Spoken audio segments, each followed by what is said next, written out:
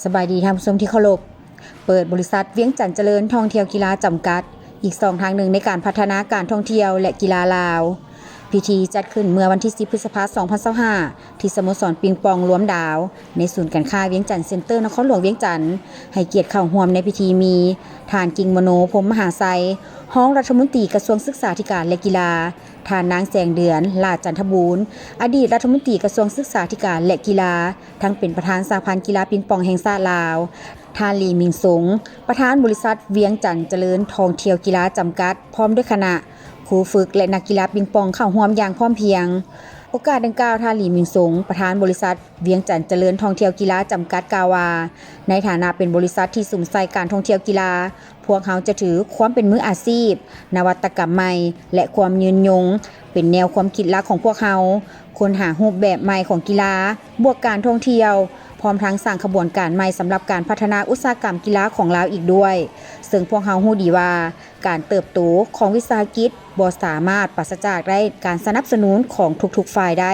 ในอนาคตต่อหน้าพวกเขาจะสืบต่อปฏิบัติหน้าที่เพื่อสังคมอย่างตั้งหน้า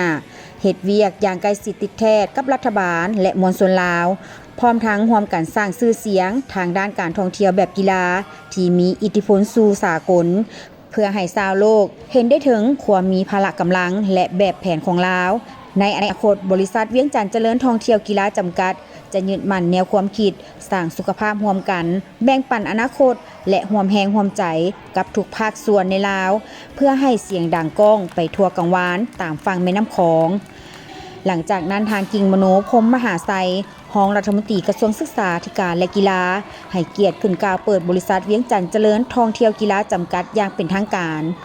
ในพิธีดังกล่าวยังมีพิธีลงนามมอบหับทุนช่วยเหลือสร้างสโมสรฝึกกีฬาปิงปองสาวหนุ่มเยาวชนลาวให้เกียรติลงนามโดยทานลีมิงสงประธานบริษัทเวียงจันทร์เจริญท่องเที่ยวกีฬาจำกัดและทานนางอรไทยสันติคงคา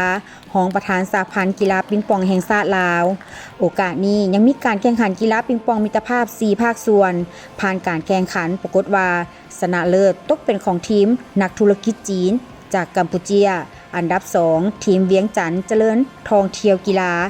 อันดับ3ทีมรวมดาวและอันดับ4ทีมดาราวร